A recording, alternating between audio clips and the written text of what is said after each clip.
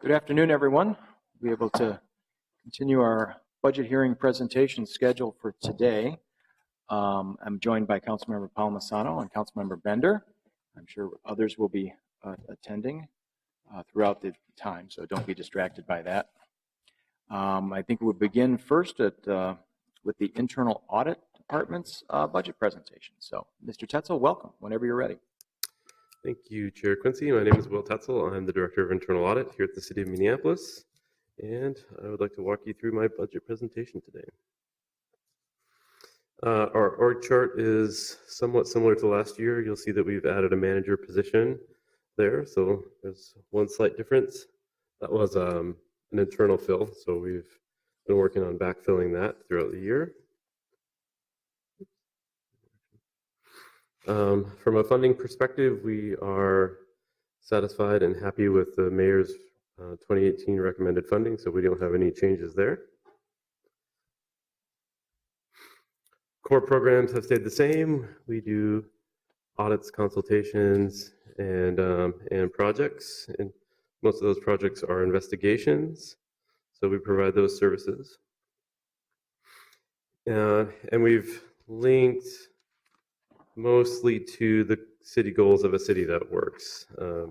There might be some dotted lines that we could try to align with, but I don't know if that makes a lot of sense. So no changes are being presented for this year's budget. Here's a brief slide on the short history of the department. It's nothing new since last year. This will be I think it's really close to my 3-year anniversary, so we'll be starting our 4th year as a department, and I feel like things are going really well. Questions? Thank you very much, Mr. Tetzel. Obviously, the only change in the budget is a 5% or 6%, somewhere in there, increase, and that just reflects the continuing service levels, inflationary costs. Are there any questions from colleagues on this? Not seeing any. Thank you very much, Mr. Tetzel. I suppose you can give your extra time to Mr. Ruff, who is here for the Finance Department, Finance Property Services Department budget presentation. Also joined by Councilmember Goodman. Thank you. Mr. Chair, members of the committee, I'm Mark Ruff, the city's Chief Finance Officer. Appreciate the opportunity to address you this afternoon. I'm going to take a little time here just to introduce you to a relatively new structure that we have in finance, and this is more to just highlight changes that we have been making, and wanting you to know that the way we set up our budget is really on a program really related to each of the divisions that we have. And as you are aware, we have a deputy CFO. Part of the restructuring that we've undertaken is to have the controller, procurement, revenue and collections, which used to be called treasury, and then the payroll, all reporting to Lori Johnson. And I just want to highlight the fact that we're very happy that Lori has joined us. She just passed her year mark with the city as well, and a great deal of experience in both city management and a finance director for Minnesota cities. And then directly reporting to me are the 5 areas revolving around property services, budget, investments, capital and debt management, development, finance, and risk management. In total, 255 people in our department. This is a summary of the current budget and the allocations by each of those divisions, and then the change items, which I will highlight. Quickly going over the core programs, as I mentioned, we've divided up our programs related to the staffing and divisions. Quickly skip over executive and admin. Budget, you've all been introduced to Micah Intermill. We have 5 positions within our budget staff. They do an awful lot on our operating budget for the size of the staff they have. If you remember, this is one of the areas where I think we had well over 10 people before the budget cuts. And so very impressed with the work that our team does, as well as Micah, who's just joined us in the last 6 months from the state of Minnesota. So certainly quality staff, and trying to be as responsive as possible. And I think Micah's doing a great job on that as well. We have no specific changes in that area. We have made a change where we've, just like many other cities around the country, joined both investments and debt. And part of this is a strategy of saying we don't always have to be issuing bonds to supply our own financing. Sometimes borrowing internally is a good idea. In addition, we're making several changes programmatically that you will hear about over the next couple of months as a council on how we invest money, both short-term and long-term. And Mike Ablin is heading that up, as you all are aware. Mike is a long-term employee at the city. Development finance, led by Mark Winkelheg, again, another high-quality long-term employee for the city. Works closely with CPED on evaluating requests for assistance from the city, whether it be loans or grants, tax increment financing responsibilities, loan program responsibilities, as well as overseeing our sales tax. Property services staff, big time, very busy right now for property services. This is both development and operations of our city-owned facilities. The staffing right there, this is led by Greg Goki, but also we've moved some of Greg's responsibilities to the downtown office building, and so we've brought in an interim development oversight person. That's Lynn Anderson, who has worked in the city on an interim basis, and we anticipate that we will be hiring for that position full-time here in the next several months. But I just want to also highlight, in terms of what we're trying to do, implement council goals within our property services area, is energy management. And many of you are familiar with Brian Milberg, and I just am very impressed with the expertise the city has in-house to be able to evaluate different sustainability options, and especially as we're moving to 100% renewable energy, the fact that we don't have to outsource and have many key staff in addition to Brian, who help us work through very difficult, not just math problems, but policy issues and choices for you as a council as well. Risk management and claims, again, another long-term employee. This area headed by Ellen Velasco-Thompson, who oversees workers' comp. We've had some significant changes legislatively on workers' comp and some more proposed changes in workers' comp. And also, Ellen has been working very closely with the Super Bowl committee on police liability issues and general liability issues associated with that event. The controller staff, Mary Dunning has been appointed. She's, again, been with the city a long time and will be retiring in the next couple of years. And she is working with some of our internal staff to hopefully be able to produce an internal candidate to take over that work. But this is the what I call the real work of the city, which is just financial reporting. And I will talk about some changes that we are proposing to help enhance those services as well. Procurement, led by Pam Fernandez. Again, to highlight what this area has done to implement city council goals, certainly the target market program and our supplier diversity efforts roll directly through procurement. We've also moved actually our accounts payable in terms of this area from Treasury to procurement to have a closer tie with contract management. And one of our goals is to reduce the time that it takes us to pay vendors, and having that all tied together has been very successful. And again, Pam Mwende and Laura Johnson working very closely together on all of those issues. Revenue and collections. This is an area where we see a great deal of enhancement in services. So much of property services and finance is what we would call an inward-facing department, but revenue and collections is the one area where we interact with the public on a daily basis, because we're the ones who send out the utility bills and work with customers and residents to find the most effective way to receive those revenues and make sure those are timely payments. One of the things I just want to highlight, and this is led by Ali Salah Muhammad, and Ali has started out in the city as a traffic control agent, another example of somebody who has worked his way up through the city, and I'm very happy with the work that Ali is doing. One of the newer programs that the council recently approved was for people who don't have credit cards, who don't use checking, but want to pay their utility bills without having to come downtown, can actually go to a local retailer and just pay their utility bill at a local retailer. And we pay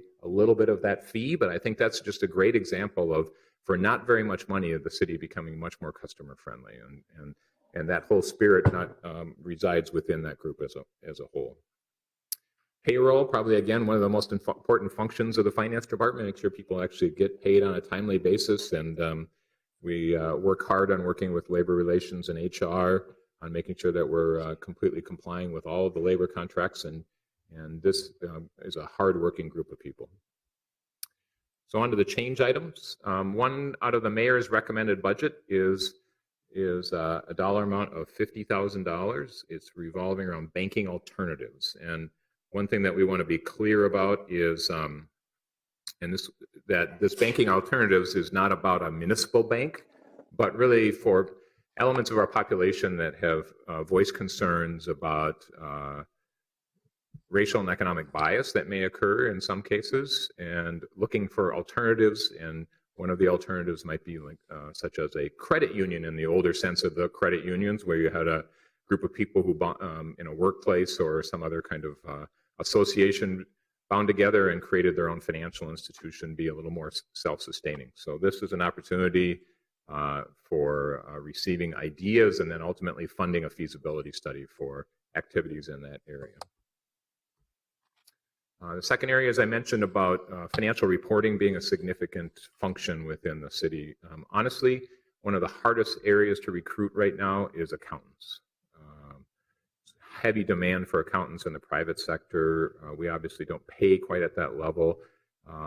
In working with other CFOs around the metro area, I talked with the CFO at Ramsey County. They've had a very successful program of recruiting directly out of Metro State on their side of the river, and we would like to emulate something close to that program so we can bring people directly out of college. It also helps enhance directly out of college with accounting degrees, because oftentimes we have trouble even finding qualified staff with accounting degrees, and what we've been able to offset that by is having a great deal of employees who have been with the city for a long time and understand how the financial transactions work.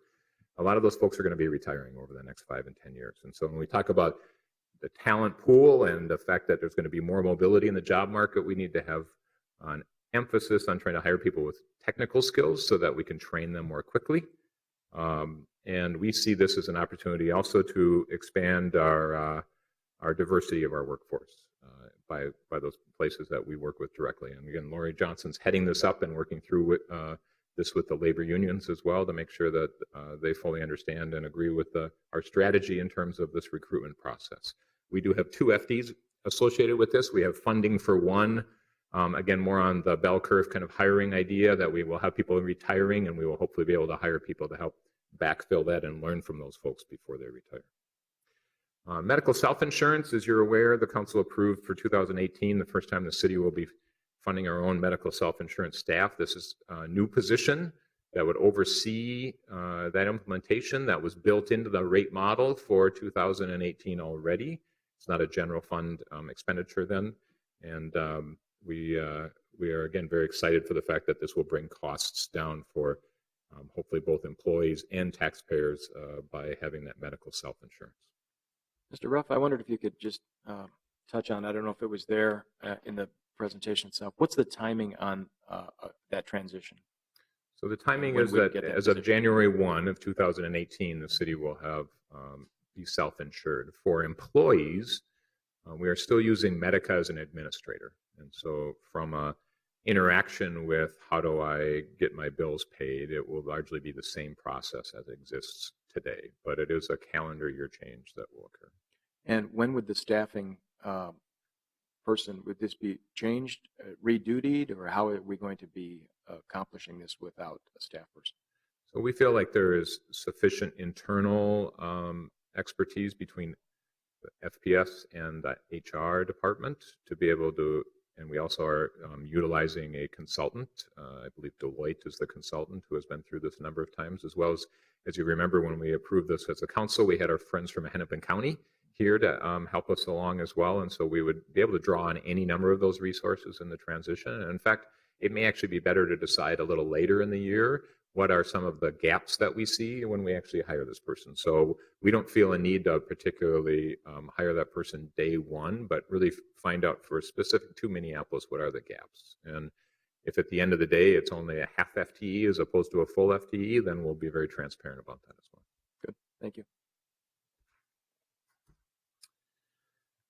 Enterprise resource planning in terms of one of our, like like everyone here, and Mr. Dahl is speaking after me, we have a great deal of software that flows through our department. And it is not just about actually implementing the software, but how do we make sure we have our own internal education and enhancements that occur. This is both a need and a concern, as I've expressed to the council before, just because we as the finance department are no different than any other departments, which we feel like we're the most special department out of the world, and tell the IT department that we need extra time for them to be able to create a program that works perfectly for us. But honestly, we have had a number of implementations that have already been improved that we're just trying to catch up on in terms of those needs. The dollars are one-time funding of $75,000 to help us catch up on what we see as those implementation needs. One of those key strategies is revolving around the target market program and supplier diversity, and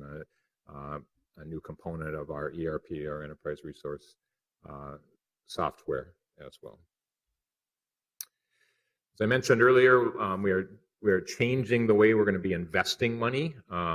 We're not going to make more risk. We feel like we're going to be able to cut down on some costs on how we invest money. One way to do that is to have more direct access to the market, the industry standard. And one of the ways that former Mayor Bloomberg made all of his money was to create a Bloomberg terminal, which is a dedicated information source on what is current financial transactions. And so that as we move forward on potentially buying investments, and remember that we can only invest in very boring kind of investments. We don't invest in individual stocks. What we do is invest in treasuries and agencies and fixed income securities. And so to the extent that we can either do that ourselves or for a lower fee oversee another vendor or a bank who will be doing that on our behalf, a Bloomberg terminal is, as I said, the industry standard for most investment firms. That's a subscription-based price of something around $30,000 per year. Again, this is something that we may not start January 1, but we want to be able to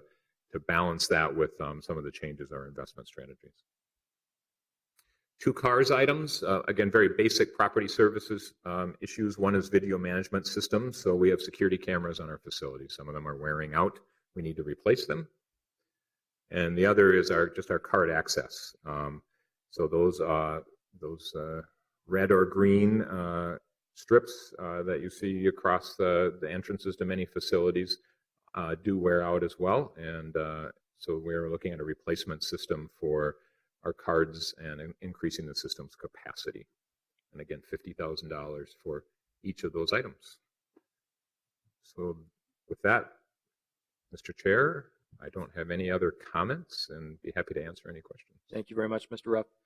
Are there any questions for Mr. Ruff? We're not seeing any. I think that shows testament. It's really innovative model that we've seen in the last year or two as you've changed and realigned department functions. I think it's really responsive to our needs, as well as I'm particularly pleased about the supplier diversity and the change in our procurement operations. This is just remarkable. So thank you very much for your doing the work. We talked earlier today, not you and I, as a group, we're talking about all the staff directions. In addition to all the staff directions that went to the city coordinator, it seemed like finance department is involved in everything the city is doing right now. And I think that's really wise on the part of the city to make sure that we're resourcing our hopes and dreams and plans for the city. And be able to pay for them at the same time. And be able to pay for them at the same time. So thank you very much for your presentation.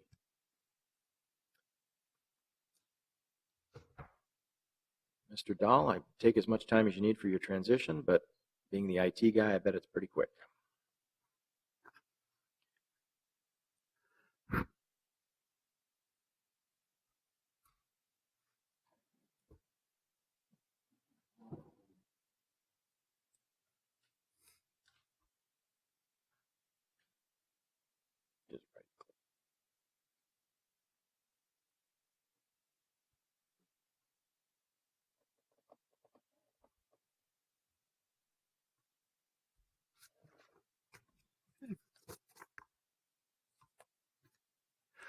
Well, good afternoon, Chairman Quincy, members of the committee. I am Otto Dahl, the Chief Information Officer for the City of Minneapolis. I'd like to go through the IT department's budget proposal for 2018 We are organized and plan to be organized in 2018 just like we were in 2017.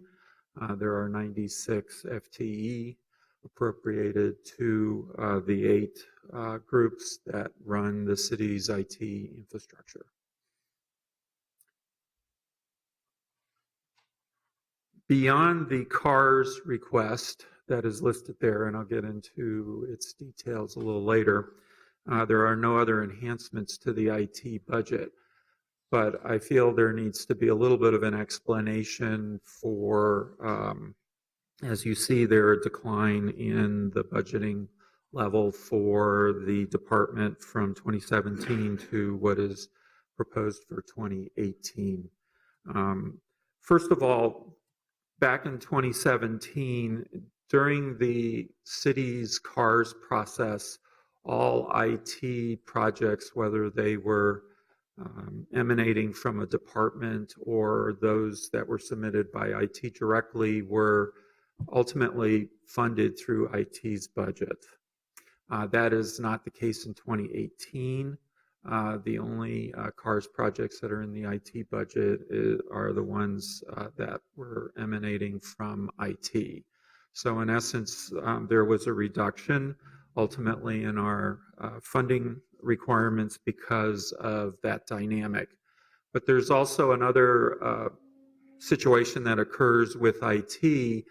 Because we are a fully reimbursable entity, we turn around and have what's known as an allocation model of taking all of our expenses and ultimately divvying those out to the departments based on various factors, primarily the number of staff that they have, but there are a few other exceptions to that, but we basically divvy out those expenses across the city.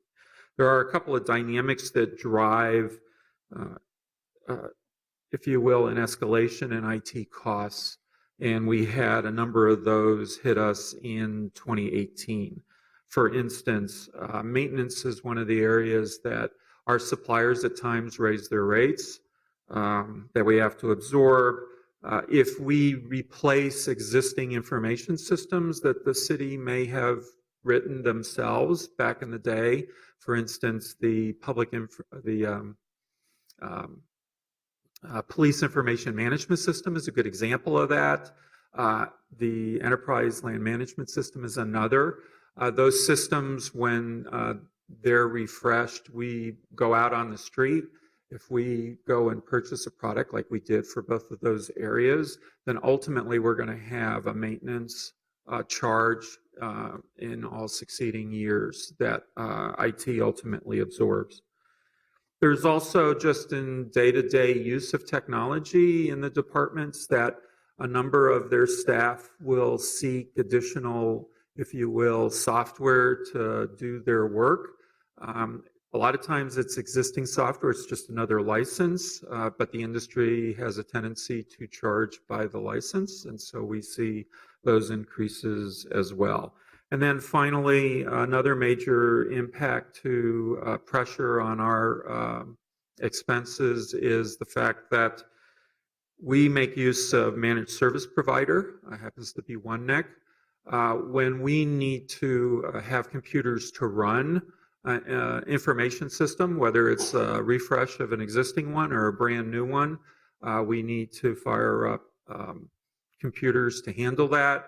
Storage needs to hold the city's data, which continually increases every year. Those types of expenses drive our costs up. Now, the net effect of that you see there on the page of 36.9 million. We are in the process of trying to do some, if you will, future mitigation to these challenges. And that is, we are working towards an enterprise IT governance philosophy for the city, whereby we will determine how much resources we want to put towards IT initiatives going forward, and that will help us to manage these costs more effectively in the future. There is one final dynamic that I should mention, and that is It was not put in the budget numerically, if you will, but there was a direction to IT for us to reduce our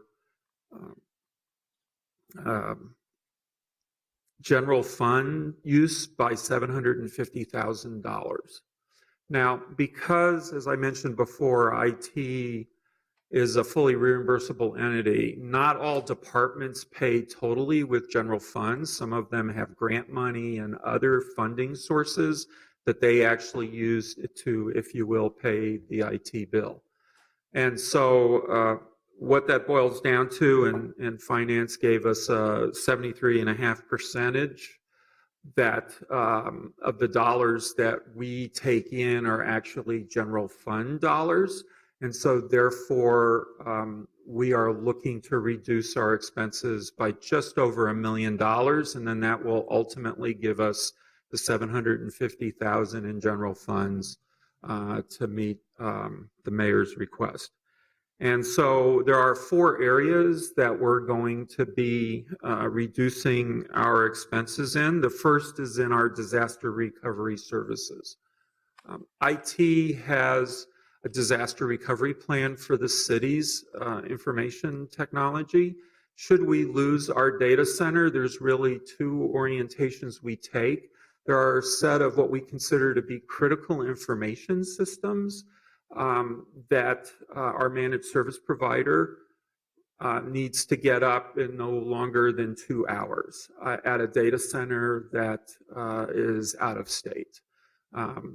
And so those systems are the highest priority for us to get. The rest of our IT world will come up in ensuing days to get the entire system up if, again, we need to move everything off of the main data center that our managed service provider uses, which is in Eden Prairie.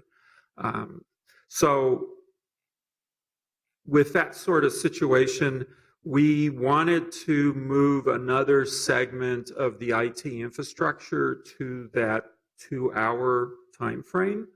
And so we're not going to be doing that, and that will save us $219,000.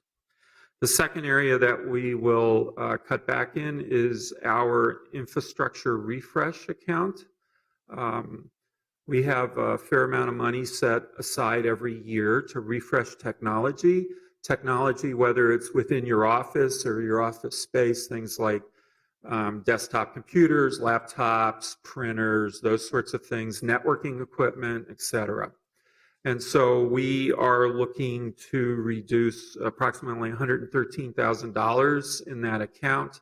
I think the impact that people will see is instead of seeing a desktop or a laptop refreshed, it'll be a year longer before we get back around to you.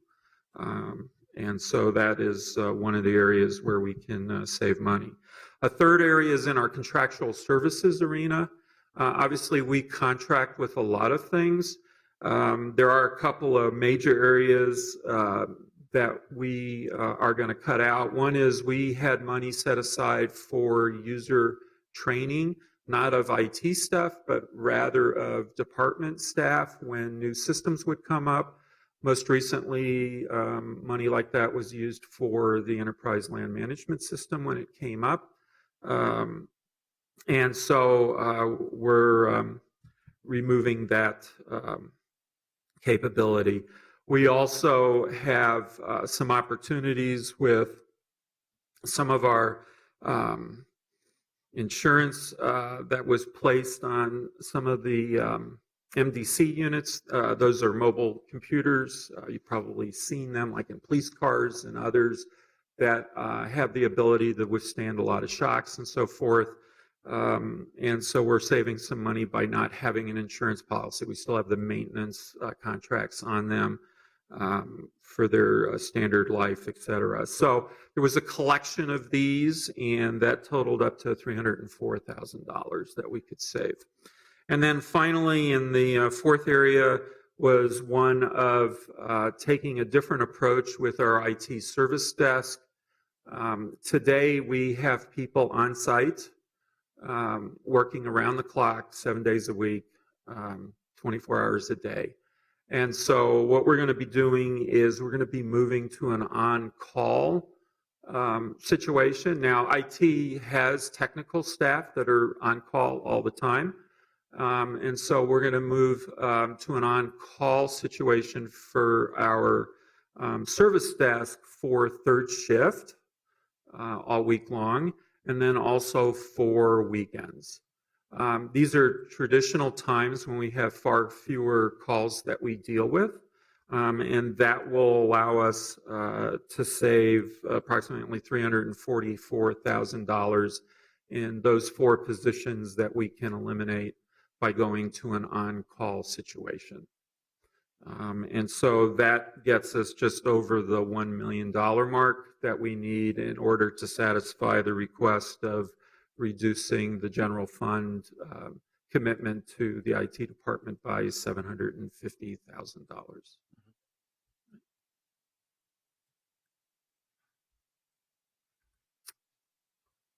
IT is broken into, as we see it, into 3 major programs. The first is those sorts of systems that enable the workforce to get their job done. And so there are a number of opportunities within IT to help people, whether it's with managing an IT project. This is where our project management office is. We do portfolio management of managing our over 400 application systems. We do solutioning here, et cetera. Mark had talked to the ERP world. This is also where we support that arena. And so again, there is no enhancements to this, but we have 41 people dedicated to this effort. And one of the things that we continue to watch, as you can see from this slide, is when you look at IT, whether they're information systems or specific equipments, it's infrastructure. It's like the roads. And the issue is, can you ensure that it's smooth sailing? And so we've been fairly successful over the years in positioning the infrastructure to be up to date and functional. And so we continue to strive to achieve that. And the importance of that, obviously, is if we let this get too far out of kilter, then we could have more numerous outages or just outages at all, and that could disrupt workers across the city. The second program for us is working in the decision support services arena. This is where we're helping people with their data, their information, whether it's in providing enterprise data management, whether it's data visualizations through reporting or business intelligence or data analytics. We do modeling and simulation efforts for departments, as well as collaboration services, i.e. creating environments where people can collaborate electronically versus face-to-face. And so those services are done through this area. We have 12.25 people assigned to support this world. And again, there's no change. And one of the big efforts and one of the things that we watch is our ability to make city data available across the various departments. As one can imagine, departments have a lot of data, but often their information is useful to other parts of the city. And so we strive to put more and more of that information in a form and in a place and educate other departments on how to make use of that information. For instance, one key facility that we've put into place in the last year is a business directory for the city, so that departments now, no matter where you are, can look up the definition and where that data comes from, who's the owner, what its relationship may be to other data, because obviously anyone who is looking at others' data needs to have a good, firm understanding of what it really means, and so that they can use it properly for whatever purposes they need it. The final area is infrastructure services.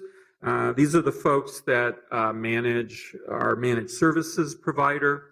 They're also the folks that have the service desk, the desk side support technicians that some of you may have experienced coming around to install things or help you with issues. We also have our telecommunications arena supported here, and we do anything from architectural design on down to literally just administrating all these systems. And again, those 42 3/4 positions manage that, and there's no changes to that world. We do service a fair number of requests. Kind of broke it up here into two pieces. One is service requests are things that people ask us to do, whether that's to onboard a new employee or whether or not it's to potentially move people from one place to another, to put up access, security access to various systems for folks. There's a whole slew of things that take place, and we do thousands of those. What you're looking at is the last 12 full months of what we've accomplished.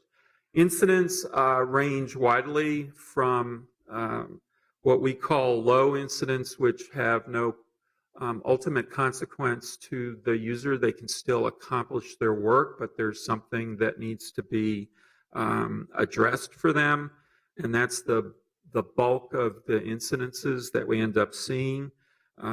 Moderate incidences are those where one person is affected. High are where we have multiple people are affected, but not widespread. And then finally, critical is where we're really affecting a large swath or everyone. Obviously, that critical, we'd like that to most definitely, we would like all of these to be zero, but we're getting there in the critical world. The one CARS request that is in this year's budget deals with the enterprise content management system and the city's web presence. The ECMS, as it's called, is really a platform by which you can build a web presence and have the capability for city staff. And we have over 300 people that have something to do with their department section of the web presence for the city. And we are seeking $1.875 million towards that project, which will allow us to get a new modern ECMS and allow us to redo the city's web presence so that, among other things, that it has a better look and feel to it, that it's easier to navigate, that we have the ability to restructure the content in different ways that departments see are more useful to their constituencies. We will also be able to actually enforce compliance with the Americans for Disability Act. And since we are running towards the ADA action plan that was passed by council here recently, it really does help everyone stay on course to achieving that long term. This is really needed because we are running on an old ECMS world, and we've unfortunately taken some outages because of it, albeit short, but nonetheless outages. And so we really do need to get into a technology that, number one, not only gives us more capabilities, but takes the risk out of really a very important channel of communication that we have with the public here in the city. On this particular program, has this been long sought? Is it kind of building towards this? Is this going to be the finished amount? Actually, this is CARS request can be over time. Yes. Chairman Quincy, this is the final piece of funding. This isn't the only funding that's been put together for this project. And so we're in the process of getting ready to go out with an RFP for the ECMS as the next step. Once we get that acquired, then we can start building. And on a parallel track, we've been working towards the architecture of what that new website look and feel and navigation qualities are going to be. Councilmember Johnson. Thank you, Mr. Chair. Well, this is just a question overall for the IT budget. Is now a good time? Sure. Certainly. So, Mr. Dahl, thank you for the presentation. You mentioned earlier the $1 million cut to the budget and cuts to service that you're planning on. And I think about, just the time that we're in where increasingly we rely on technology to increase our productivity and to do more work. And I wonder how that's reconciled with these cuts and the increasing need of technology across the city enterprise in order to more efficiently do our work and to improve services. And I even think about, for instance, the body cam rollouts that we've done and the interest there and where the maintenance costs come in the future. And just wanted to get your thoughts on that. And it just seems to me like we might need to reconcile the growing need for technology in our work with these pressures for you to cut the budget. Chair Quincy, Councilmember Johnson, we're hopeful that our IT governance process will give us a platform to ultimately balance needs versus what the city is willing to spend on IT initiatives in support of city operations and desires. I think there's an overall challenge in the city. IT is, in some respects, an expensive set of things to accomplish. And so part of our challenge is there's always going to be a limit versus the capacity or the needs that people project. This year in the budget process, we asked for forecasts from the departments. And needless to say, they came back over 3 years. In 2018 alone, they identified 84 IT projects that they'd like to collectively accomplish in the coming year, along with the CARS projects that were submitted as well that were IT related on top of that. And so there's obviously a lot of pent-up demand of technology. And I think the city has to weigh just how useful and beneficial it can be for us to deploy technologies to make us more efficient, to allow us to accomplish things that maybe we can't without a technology assist. I think the challenge will always be there's seemingly always right now more needs than there will be resources to meet.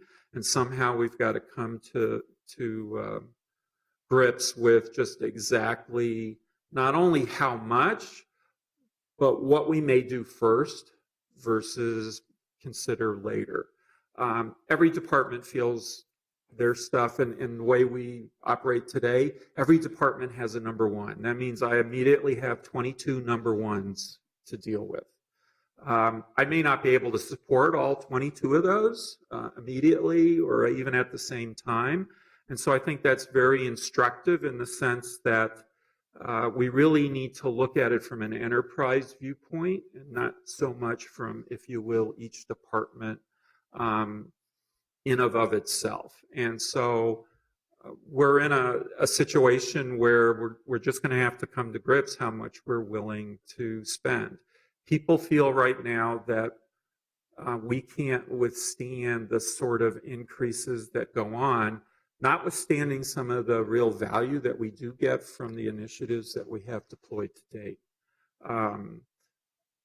And so that's, I think, the biggest part of the city's challenge is just how much resource do you want to put where technology is a piece of that. And because as I mentioned, some of this technology gets very expensive very quickly. And I, for instance, was catching that I believe police this year are adding more body cams into the mix. Well, that's going to have a maintenance tail to it forevermore. And obviously, if that ultimately happens, then that's something that the city accepts as an expense. And so we need to reconcile that, I think, more from an enterprise viewpoint. I'm not saying that particular program is good, bad, or indifferent. I'm just saying that they're not the only ones, and they have other things they're interested in doing, as do all the other departments. And so somehow we're going to have to figure out, just number one, what is our expense? How much infrastructure are we willing to put into the city? We're not unlike somebody like, take Public Works. Every road we have, every foot of sidewalk ultimately has to be maintained in some fashion, and there's an expense to that. If we allow our infrastructure to get beyond the monies we have to maintain it, then we will do things like in the refresh capability. Instead of getting maybe new technology every 4 years, it might have to be 5 or 6 or what have you, in order to allow our money to go further. But that's a challenge, just how much technology do you want deployed? I agree. I think we have a lot of benefits with technology that we can deploy. But again, it's just the issue. The city's going to have come to grips with just what sort of expense are we willing to incur in this area, potentially, and not apply those dollars to something else that the city probably feels is valuable too. And that's the great challenge that we have. That was a long answer to your question, but I hope you get the general sense. My overarching message is look at it more from an enterprise viewpoint, not from the traditional department by department. I think will really help the city. Yeah, and I think that's the right approach, and I appreciate the answer. And I just think it's important for us to be in a situation where we're not falling behind and we're not being penny wise but pound foolish on this, because it has even if you think of delaying refresh of devices, I mean, those productivity differences by even having a slower device really add up and really affect the work on a day-to-day basis. And it can be sometimes the wisest and smartest investment to just get that technology upgraded so that our staff are able to do a better job and extend their work. And so more discussion to be had on it, and I think more around the IT governance efforts will be helpful as part of this. But it's the backbone for a lot of the work in the enterprise, and without these systems, people can't get their jobs done. Thank you. Councilmember Good. Thank you, Mr. Chair. I could not agree with Councilmember Johnson more.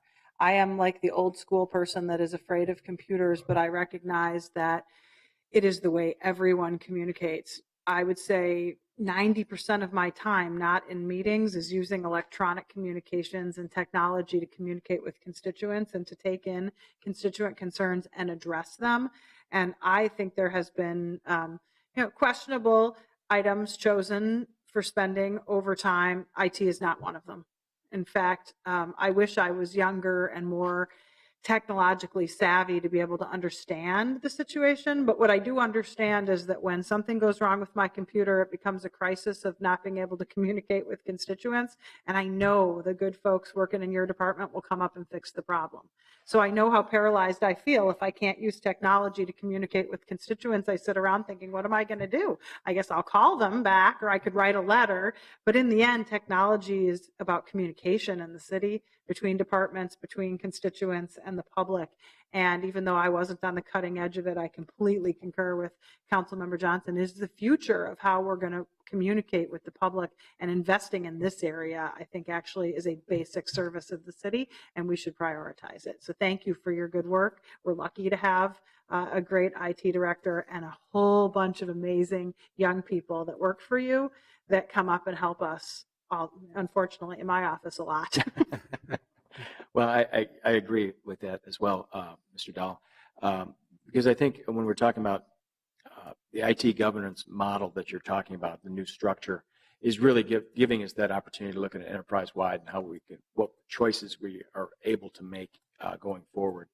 I'm particularly pleased in the challenged with the economics of your cut. You weren't looking for reduction in staff, because what Councilmember Goodwin was just talking about, I think the decision this council made and it started the previous term was really to bring that in-house service desk work in-house and making it our employees. And that, I think, is really evidenced a highly responsive and much appreciated service on the part of the department.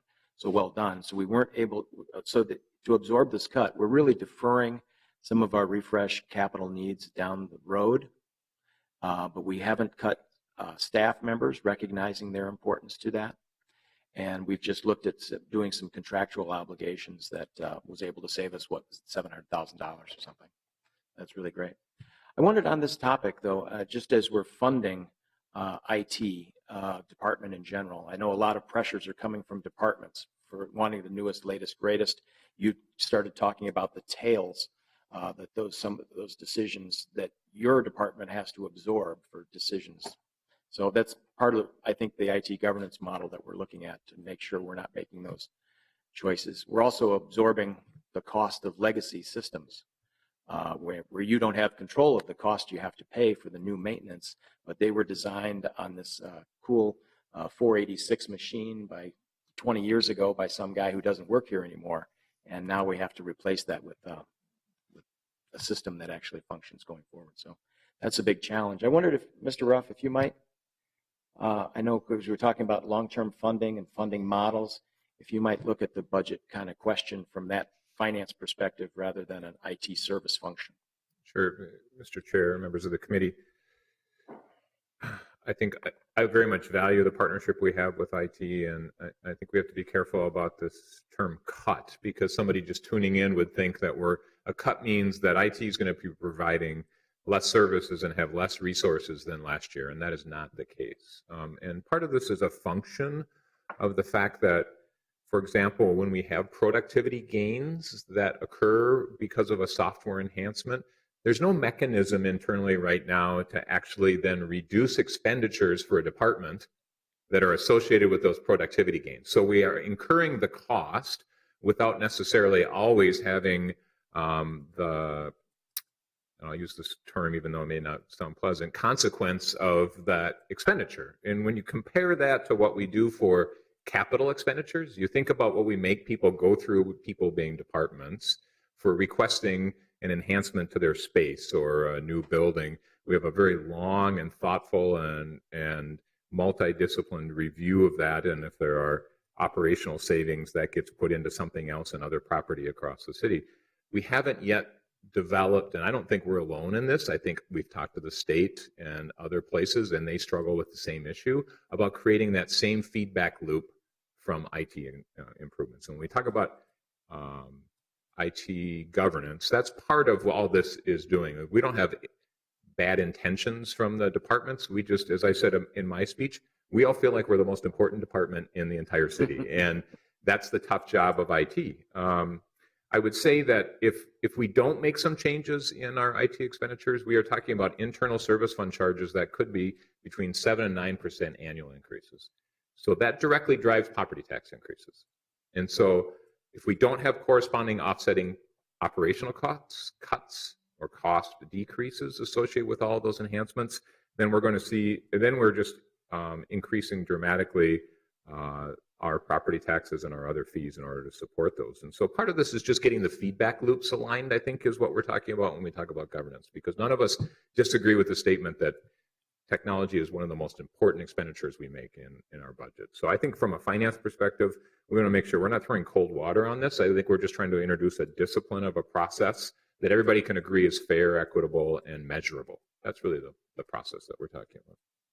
Councilmember Johnson? Sure. Mr. Chair, I just wanted to question that or raise issue with that, this notion that we're not cutting back on services. How is reducing help desk hours, prolonging the life cycle of refresh rates so that people are on older equipment that's more likely to fail, reducing our data recovery